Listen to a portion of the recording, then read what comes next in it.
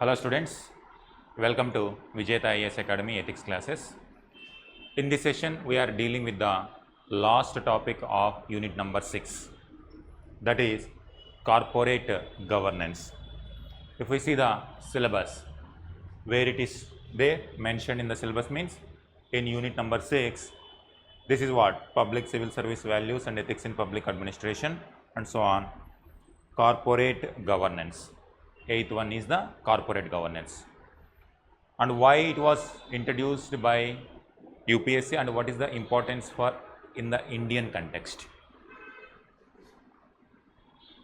During British time period, there were different kind of ideologies like capitalism, where government should not interfere in the business. Business people should continuously work on their business. Government just facilitate the private people. Later, it was mainly because of the industrial revolution this kind of ideology emerged. And in fact, India was also controlled by a company, East India Company. Government do not involve in the company affairs and company will do its work. But what is the main motive of any company? Any company's profit, main motive of any company is the profit, only profit. The nature of the company itself is that organization was created for making more money. In majority of the cases, that is going to be there. But because of this motive, it created so much terrible incidents also in the past. Best example, East India Company only. What East India Company has done? It has killed Indians and it has exploited Indians ruthlessly. During their administration, Bengal famine also took place, 1/3 of the population perished. And this kind of incidents were happening across the world because we were also victim of that policies. That's why we are talking as an example of this. Then this kind of exploitation, this called capitalism. Adam Smith has given this principle, capitalism, and it appealed to the people of those times. They were following these principles. After some time, Karl Marx came, and Karl Marx, he told, because of this industrialization and this capitalist economy, many people are being exploited and a few people are exploiting the people and getting the benefits. Because of that, majority section were condemned to poverty, illness, famines. Then they are not able to live a dignified life, whereas few sections who are working for the profit, accumulating the wealth, and they are enjoying the benefits of the wealth. But in fact, wealth belongs to the entire country. The entire country's wealth belongs to the people, but because of the capitalism, few sections of the people are accumulating and they are enjoying the benefit at the cost of rest of the population. That led to the rise of communist ideology. Before him also, some people affected by this capitalist way of production, they were focusing on distribution also. They were also telling the companies and industries that whatever they are earning, they should give some amount back to the state also or people also. But when Karl Marx came, he gave complete scientific ideology, and that resulted in the rise of communism also. And after Second World War, this capitalism versus communism became very widespread. After World War I, during World War I itself, Russia adopted this communism ideology, and in the first time in the world itself, they gave the real meaning to Karl Marx ideology, that is communism. Russian state was established on this principle. Even today also, Chinese government was formed from the Chinese Communist Party. After Russia's revolution, it inspired communist ideologies and socialist ideologies across the world, including India also. Now, in India, we were having different kind of political system because we were not independent country at that time. We were part of British Empire. We were fighting against the empire also, and finally we became independent. Then after independence, what should be the method of economy? When it comes to British, what they have done? During their time period, India was one of the poorest countries in the world, underdevelopment.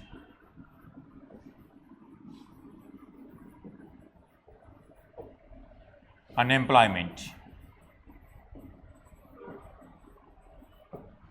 Then deindustrialization for the benefit of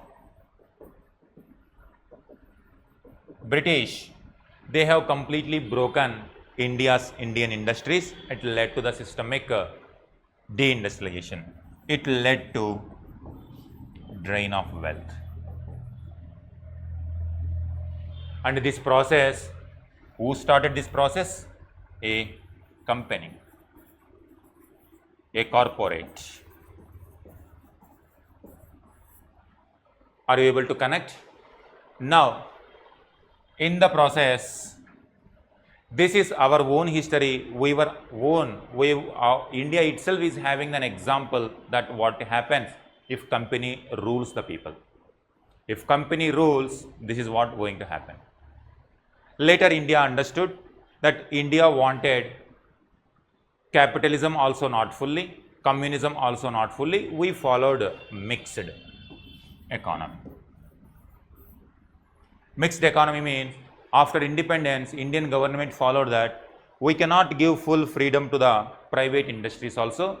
Otherwise, private industries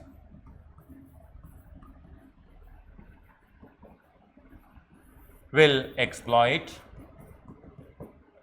then accumulate wealth, but they will not distribute. And please try to understand how this corporate governance is emerging. This is the context in which corporate governance. Corporates also, they are not away from the society, they were part of the society. But previous mindset is accumulate as much wealth as possible. That's why even after independence, India also suspicious about this. That's why we wanted existence of both private industries also, whatever good is there, and also public industries. That means government also will involve in the private businesses or business. Private individuals also participate in the business. Now overall, the business will flourish. The idea is this one.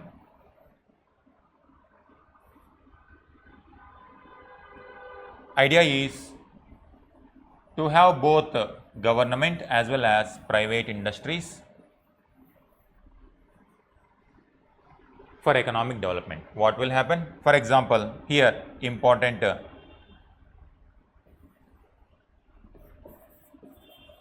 Bombay, Chennai or Madras, Mumbai, different names, Kolkata, Delhi, Ahmedabad. These are the important centers of economic growth. Many companies emerged, but up to 1991, Indian government involved more in the administration, in the business also. In 1991, liberalized. Because if government was involving in the business, it is not able to compete with the latest developments. As a result, it was not able to improve the economic strength. Economic GDP was at relatively 3% or 3.5% of GDP. Growth 3.3%. So in this way, it was not able to grow for its potential. That's why gradually in 1991 liberalization started, because we were not able to earn the forex reserves. Finally, we opened up. After 1991, many private companies came. So many private companies came, and different private companies and different corporates across India emerged. Now here we are talking about governance. corporate governance. When these many companies are evolving, and what is the purpose of these companies? The purpose is to provide employment, and an entrepreneur who created this company, they should get minimum profits. If the business is successful, they used to get lot of profits also, but at the same time they are going to provide employment also, and many shareholders will invest, given the, because individual shareholders also wanted to earn, it is additional income, they also wanted to earn. Individuals also want to earn, individuals also want by earn by being employee of the company.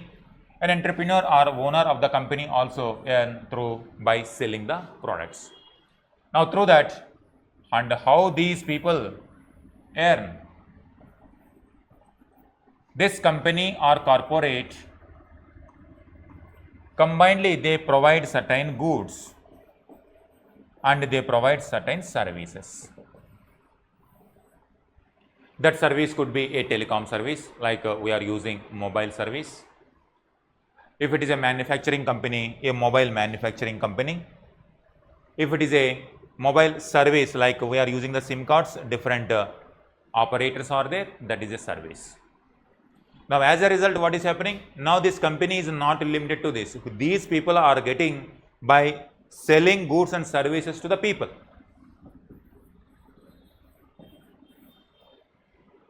That means now to run one corporate, to run one company, how many people are involved here?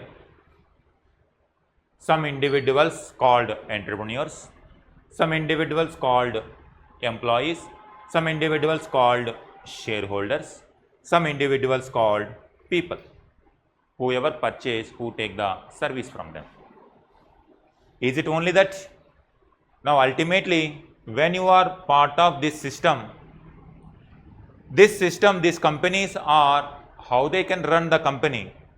Every company need a place, they need electricity, otherwise where these people will work, and they need water supply and road facilities, construction activities. Now who is providing these services? Electricity, water, road, it is government. That means government also involved, government indirectly, this is again people, because India is a democratic country. In democratic country, people are paying this government. How they are paying? Through taxes. People are paying the taxes through different ways. That's why government is able to run through these taxes.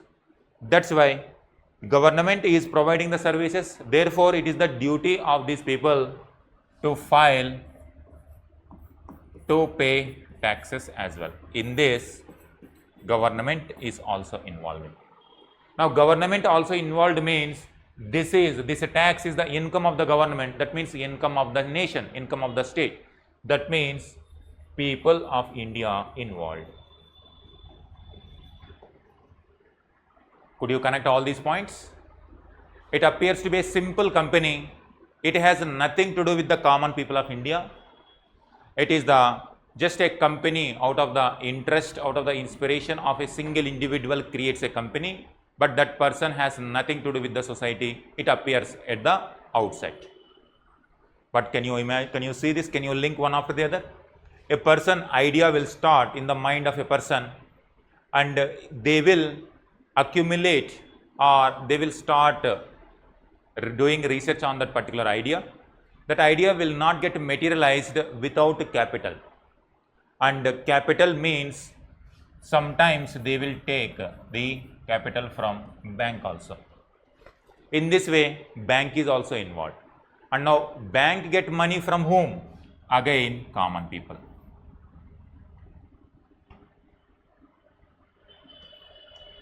Again from whom? Common people. Again people are involved. banking or some investment institutions they used to get. And after getting some investment also, their idea get materialized and they will start producing some kind of products and services with some kind of employees. That means the life of employees are also involved here, linked with this. The bank, money also involved here. That means the bank also get affected if something happens to this company. If something happens to this company, employees also will get affected. Then they may go public and some shareholders also may invest in this. If something happens to that company, shareholders also get affected. This is all called governance. A person who is at the top in running this organization in this company, they have to take care of this. They have to take care of employees, they have to take care of shareholders, they have to take care of the financial institutions, they have to take care of goods and services and people. Now suppose people, they will get the good or service and they are earning or they are paying. What if, suppose if the service is a medical service and if the quality of that service is very poor, and as a result what happens if people die because of that poor quality service? If they are manufacturing a food item and that food item is having poison, and what will happen if people are eating that particular food item? Do you see where the health of the people, the lives of the people are also involved because of one particular product? This way government also involves, they pay the taxes, and what if they are earning lot of profit but they are evading the taxes? Already in India it is happening that in Bombay, Bangalore, in all these places some companies are earning, and if they earn money, generally what happens, whatever amount they earn, they will pay the taxes to the government of India. Or if they want to save the taxes, if they want to expand the business by saving the taxes, they can also do that by reinvesting in it. Reinvest. It could be investment in houses also, it could be investment in another new building also, it could be investment in some kind of bonds also. They can invest, and on these investments, if it is helping the people of India, government also gives some kind of benefits also. That is to encourage, because money need not to come to government of India through taxes. Ultimately, we have whatever taxes that are coming to government of India, again these taxes are going to the public in the form of budget. In every year budget, like some road construction, some water plant construction, some canal construction, health, hospitals, schools and so on, they are happening. Either government will give these services to the public, or indirectly if corporates also will involve in this, then government will provide certain tax rebates also to them. That's how ultimately it has to circulate, the money has to circulate within these boundaries of the country. But sometimes the people who are earning money here, they are taking to the distant islands. There they are called tax havens, and from here they are bringing again this. So this is called black money. The people who are taking away this money, it could be different places from anywhere across India. They'll take there. This is black money. Now black money is coming as form of investment again. Now this investment is what? Investment means again government, India is supposed to once again return. If it is some kind of loan, India has to return. If it is investment, our money only coming in the form of investment by evading the taxes. And also instead of increasing the treasury of India, it is destabilizing. Now if everybody is doing that one, now whatever amount of money that is coming to the government of India, it is missing. And this is also called money laundering. Now this money laundering is going to have different multiple difficulties and multiple concerns also. Now this is the money supposed to be paid to the taxes. Now tax income will be less, but on the other hand, these companies are enjoying the same roads, electricity, whatever government is providing, place, electricity, water supply, roads and other infrastructures. and from where these will come? If they don't pay the tax, but these are the services given by the government, how government can provide quality services if government is not having sufficient resources with it?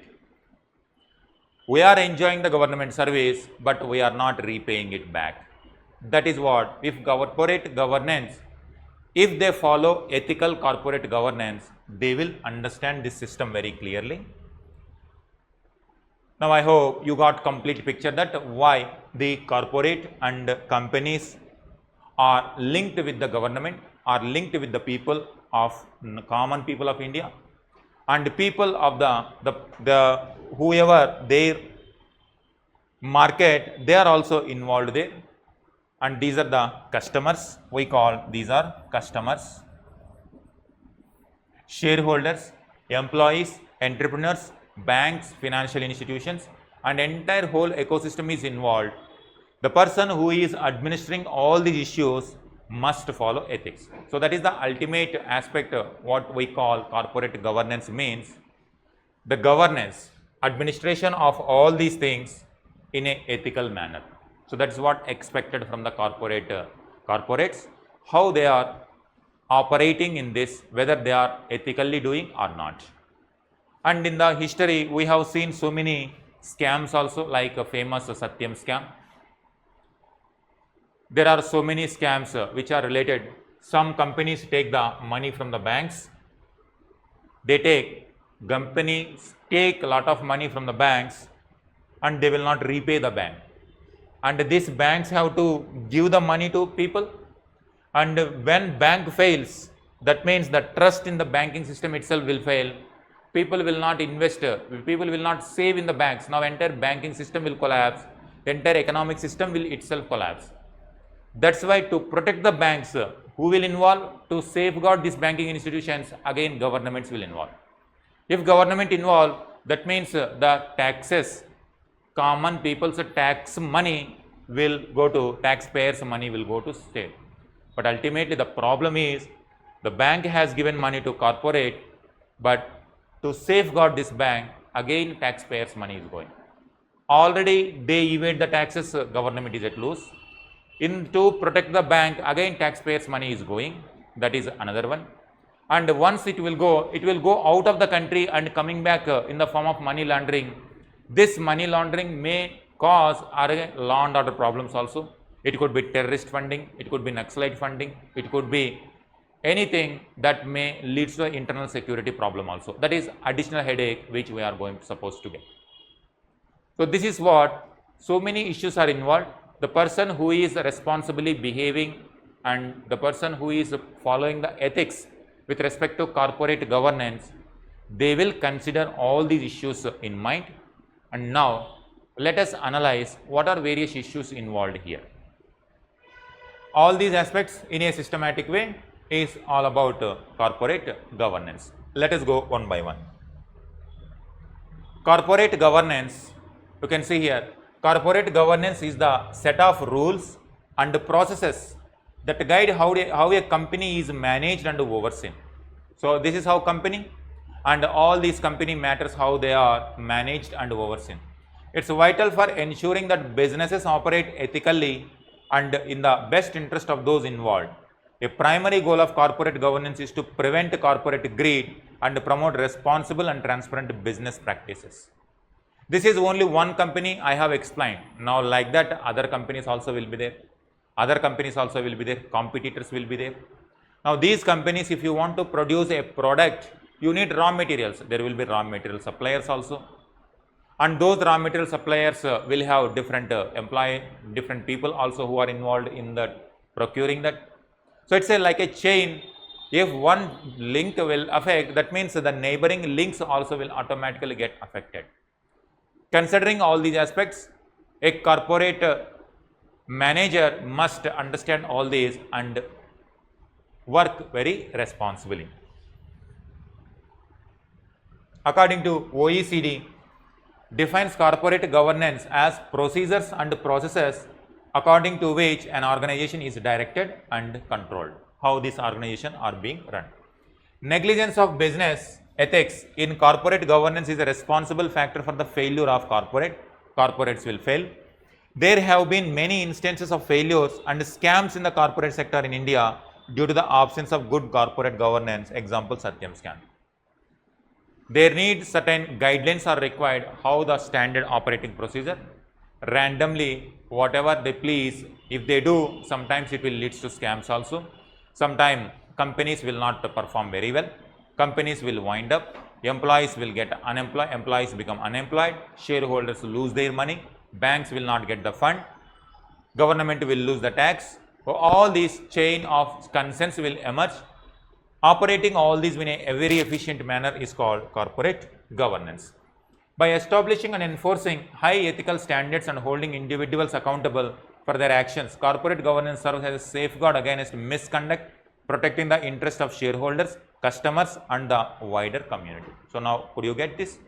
Suppose if a government is given in the permission to a industry, one corporate, that is a chemical company, let us say, and if you want chemical to manufacture certain chemicals, then you need a land. Government will give some land to that particular industry or company. Now from where this land will be taken? From somewhere, some part of India only. It has to be there at some part of India. Suppose let us say government has given some land in this part of the world. Now somewhere here, let us say. Now if company is establishing chemical company here, means there are already some people here. If chemical company is there that requires water from the neighboring stream, it could be river, it could be channel, canal, anything. If chemicals are manufactured, it will pollute the water, it will pollute the land, it will pollute the air. Now who will take responsibility for this pollution? But when it comes to the people who are near surrounding the region, they are going to affect from the pollution. Their health is at stake. Their complete livelihood is at stake. If they become illness, then they cannot earn also. On top of it, their hospital expenditure, who will pay for that? And overall country, how much human potential is lost. If people are healthy, they will contribute for the economy. If people are not healthy, they are becoming burden. And who will take the responsibility for this? Company says, I am giving taxes, but taxes alone, is it sufficient? That's where company must be responsibly behaved. It's not only about the owner of the company, employees of the company, shareholders of the company, customers are there, quality service should go, and the people outside the company also, if they are causing pollution, then it affects at larger sections. That's how different industries are having different impacts on the society. Considering all of them into consideration, they have to behave very, very responsibly. They have to pay the taxes properly. They have to maintain the accounts in transparent manner. Auditing must be done very clearly. Then employees must be given benefits. They must not be exploited. In British time and earlier times, in slave system was there. People were collected some slaves and they were used as slaves, and they will not get even basic facilities also. In the modern form of slavery should not be there in the form of providing employment. These are all the actions which a person who is managing the company need to understand and work accordingly. All these combined story we can organize into 4 P's. And what is this? People. So these are the various 4 P's. One is people, different set of people are involved here, like relationship among the people, employees, shareholders and so on. What kind of goals they will have? Different company will have certain goals, and what goal each company will have. That is also another element of corporate governance. Otherwise, for what employees are working, for what entrepreneur is working. People are needed, people came, but there should be a purpose. And once the purpose also settled, and there should be a mechanism how to run this system. Processes are required, and after process they produce certain products, goods and services also. But are they performing well or not? They have to measure that performance also. These are the 4 P's. So people are at the core of the governance. Obviously, this is how people, without people nothing happens. People are at the core. Leadership teams that embody organization values and ethics, board of members, knowledge, employees effective governance starts with having the right people and right leaders. So quality leaders are required, quality people are required. Next, purpose. Purpose refer to aligning the organization's mission, values, goals with its action, clearly defining the company mission, ensuring decisions and strategies support the stated purpose, communicating the purpose to the stakeholders. Here stakeholders mean shareholders also part of stakeholder, employees also part of shareholders, banks also shareholders, the investors are also stakeholders, people at large are also stakeholders. That's where frequently companies used to release certain statements that how they are, quarterly statement, yearly statement, how they are performing. It's their responsibility to show to the public that they are doing well, and it increases the trust of the people. Purpose. Process are the policies, procedure guidelines that enable effectively governance, establishing clear policies for transparency and compliance, how each and every mechanism, how they are recruiting the employees, how they are firing the employees, how they are paying the taxes, how they are procuring the raw material, and how they are assembling and how they are releasing the products to the people. All these require sustained procedure. Otherwise, so many stages are involved in producing a product. So many stages are involved in producing a service. It will not all of a sudden with one person will not do everything. Hundreds of people, thousands of people, lakhs of people are involved. If companies are very big, lakhs of people are also involved. At every stage, there should be a regular procedure that how one product is moving from one stage to the other stage. All these are clearly defined in the process. Defining roles and responsibilities of each and every employee, each and every leader, creating mechanisms for oversight and accountability, and if somebody takes a decision and who is responsible, they will take a responsible decision and they will give the good result. And if something goes wrong, who will take the responsibility, and accountability mechanism also should be there. So that malintentions will not be there in running the organization, they will do properly. Well defined roles. Then performance. Once people are doing every yearly, quarterly and or half yearly or yearly, employee performance will be evaluated, company performance will be evaluated, so that companies and employees and shareholders, all stakeholders will have some kind of idea how this company is moving, whether it is progressing or whether it is going down. If it is going down, what are the causes for it and how to improve it. Sometimes in a cycle, sometimes ups and downs will be there. When they are in the down position, is there any mechanism to once again make it strong? All these procedures can be understood through the performance. So 4 P's are involved in governance of corporations. Corporate governance involves 4 P. People are involved, purpose is involved, process is involved, and performance is involved. 4 pillars. There are 4 pillars. These are similar like in the previous sessions we are continuously talking about what is the importance, what are the various foundational values for the civil services. Civil services, now honesty, integrity, impartiality, these are the core elements. Similarly, for corporate governance also, these are the principles which are universal. A company manager must communicate with the employees very responsibly. They should have complete transparent manner. He should fair enough. In promoting the people, they should promote the merit system. They will not give impartial, they should not show any partiality to certain sections of the people. Otherwise, the efficiency, effectiveness of the corporate. Earlier we were talking about government. Now in this session we are talking about a corporate. That corporate as an entity, it may be small entity in comparison with the government of India. But within that small entity also, procedures will be there like governance of a country, governance of a company. This governance of the company also involves same kind of principles, like there should be transparency, people should show fairness, partiality should not be shown, there should be accountability mechanism also, and they should behave very responsibly. So these are the 4 pillars: accountability to their decisions, transparency in their accounts and their decision making process, responsibility of running the organization, and fairness in dealing with different sections of the people. Competitors are there. Suppose two companies are there. Two companies wanted to get a tender, wanted to get a contract from the government of India, let us say. Government wants to procure certain defense related products. Two companies are manufacturing the defense products. Both wanted to sell their goods, sell their manufactured goods to government of India.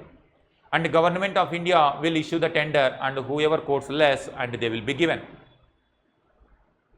Now, if they follow unethical practices, they will indulge in corporate espionage also. Like when two companies are involved, when they are competing with each other, and they used to get the internal information from inside. That will leads, that is called unethical practice. In the short term, it appears to be one of the elements, one of the tools to get the tender. Once they get the contract, after some time, this information will be leaked, and it will lead to the complete destruction of the company itself. People will not trust for its unethical values. That's where in each and every place, these ideals must be given respect. When we deal with case studies, we are going to apply one after the other all these issues. These are the four pillars of corporate governance: accountability, transparency, responsibility, and fairness. So we have seen, like in the previous sessions, accountability means in case of governance, there are different mechanisms of accountability. In case of vertical accountability and horizontal accountability. That is with respect to public service. And when it comes to here, accountability board, if they take certain certain decision, like to expand their operations into next business, will it be a successful one? Will it be a failure one? And if it goes failure, somebody has to take the accountability that they are going to take complete responsibility for their, on what basis they have taken the decision. Is there any corruption involved in taking the decision? Is there somebody influenced? Is there any political influence? Corruption is involved? Or is there any family related involvement is there? Fairness, if fairness is not there, people, again, we all human beings, whether we enter into civil services or enter into corporate, when we are not following these human values, principles like impartiality, same issues will come there also. Like in case of India, like caste, religion, these elements are there, and these will enter into, these prejudices will enter into inside also. The political influence also will enter into corporates. If they are supporting a political party, and they will fund the party, and in return they come to, once the political party becomes the government, once they form the government contracts will be given to that particular company. And in the process, government of India will not encourage the merit, rather it is encouraging the corruption. So that is how the ethical governance is about following the ethics in getting the contracts also, in procuring the raw materials also, in treating the employees also, in dealing with the shareholders also, and in dealing with investors like banks also, and also quality product will be given, and also advertisement also. They used to give a lot of advertisements, and they promise more in the advertisement, but when it comes to the quality of the product at the ground level, it is very poor. That is a kind of importance. Accountability must be there for every action what they are taking. Transparency, whatever decisions they are taking, if the transparency is there, then if something goes wrong also, immediately it has a possibility to correct itself. Transparency. Responsibility, responsible for the oversight of corporate matters. There is a small difference between responsibility and accountability. Responsibility is to do the duty very in the disciplined manner. Once that action is taken, if whatever may be the consequences, answerable to those consequences, that is accountability. Responsibility in the best interest of the company stakeholders. Fairness, board of directors must treat shareholders, employees, vendors and communities fairly and with equal consideration. So we have seen various stakeholders involved in the company, and all these, they must show fairness in dealing with all these matters. So this is how corporate governance, and some more issues will be keep coming that we will discuss when it comes to case studies. So this is about corporate governance. You try to see the holistic manner from which why this corporate governance is emerged and what are the various issues involved in corporate governance. Important 4 P's: people, purpose, process and performance, and 4 pillars of corporate governance. If they are followed, then corporate governance will be on the ethical govern. It will follow the ethical standards in corporate governance. So this is about corporate governance. Thank you. We will meet with the next topic in next session. Thank you.